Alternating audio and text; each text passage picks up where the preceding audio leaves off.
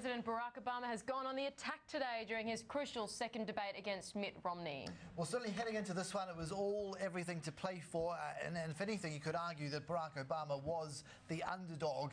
Neither side, though, can afford to concede defeat at any stage in this three series of debates. President Barack Obama didn't seem to leave anything to chance. The president, but the governor, Romney, too, clashed over gas prices, China as a manipulator when it comes to its currency. Also, Libya. It was a fiery encounter today. To take a look at who's in front in this stage of the race, we're joined by US Studies Centre expert David Smith. David, good afternoon. Good afternoon. Obama wins seems to be the headlines around you. Yeah, I think this was a definite win to Obama today, in the same way that it was a very obvious win to Mitt Romney last time. I don't think that the margin was as big as Romney's win last time, but I think this was a pretty emphatic and assertive performance from Obama this afternoon. It's all about expectations, really, isn't it? Because Obama performed so poorly last time. No one expected Romney to perform very well last time. That's right. And the fact that Obama was so good this time, the fact that he was exactly who his supporters expected him to be, just highlights how poor he was the last time around. As for Romney, I don't think his performance changed very much. I mean, I thought he actually turned in a pretty good performance tonight, not quite as strong as last time.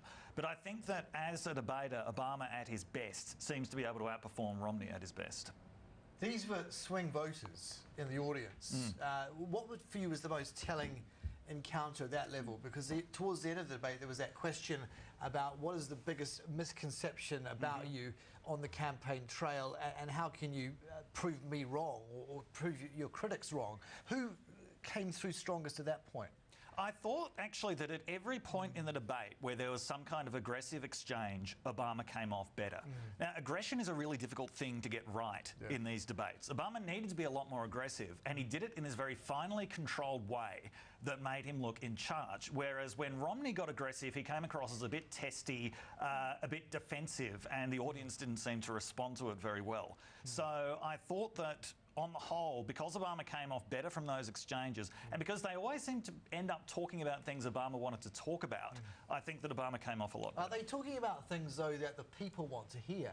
Or are they just talking about their own little Washington world? Oh, no, they are talking about things that people want to hear, and these were all based on audience questions. And this is why something like gas prices came up this time, which did not come up last time.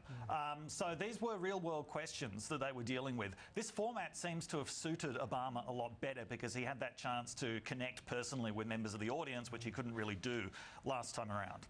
The issue of China came up, and that's of course of interest to us. Romney says day one in the White House he would call China a currency manipulator. Is that something that resonates with the public? I mean, the anger towards China, do people get that? There is a bit, and I think this is Romney's attempt to appeal to the manufacturing states where he's been unable to get much traction so far. So, I mean, Obama is really winning the policy issue there because he's got a far more pro-manufacturing policy. What Romney is doing is appealing to this anti-Chinese and actually broader anti-Asian sentiment, which is very strong in those manufacturing states, which blame China and other Asian countries for the decline of American manufacturing, and who do strongly believe that there isn't a level playing field. However, I don't know if Romney can get all the way back just on the basis of China bashing with those critical manufacturing states, places like Ohio, where he hasn't been able to make up the ground that he's been able to make up elsewhere. It sort of rolls off the tongue for him to say, I'm going to get America working again, but they're broke. You know, we've got a fiscal cliff. How constructively does he set about doing that in his first term? Well, I think that one of the things that this debate exposed was that he doesn't have a really clear or concrete plan for doing that. And last time he came across a lot better because Obama looked so exhausted and like he didn't really want to be president anymore that all Romney had to do was come across with these really positive ideas. I'm going to create 12 million new jobs. But at this time, Obama was able to press him on specifics. And I don't think that there's anything that Obama or Romney can do to bring the manufacturing sector back. They can put some brakes on its decline, which is what Obama has done. But we're never going to go back to the world where America produced a quarter of the world's manufactured goods. I mean, that time is just gone.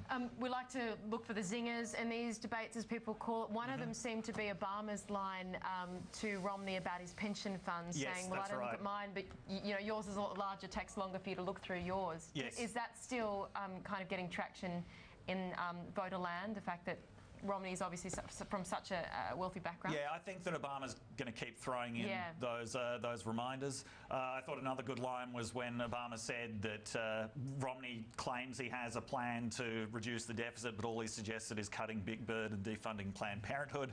And then there was another line, it wasn't a zinger, it was the opposite. It was Romney's bizarre binders full of women comment. Twitter's picked up on that one. Yes, yeah, that's definitely, for social media, that is the line of the debate. And I mean, it's not I think there's a Twitter handle called Romney's Binder or something just popped up this afternoon. I mean, it's not going to hurt him that badly, but it's provided an amusing talk. Yeah, that was on the issue of women, equality for women, Romney basically. had done. I mean, there's a more serious point there, which is Romney couldn't really point to anything he'd done other than hiring a few women. Yeah. And actually, even though Obama signed the Little Live Better Act, there's not a huge amount that he's done on this issue either. Okay. Really briefly, the third and final debate, what is going to be front and centre there? Is it still going to be domestic, or we'll get a flavour for what the foreign policy No, that one is dedicated to foreign policy. Right.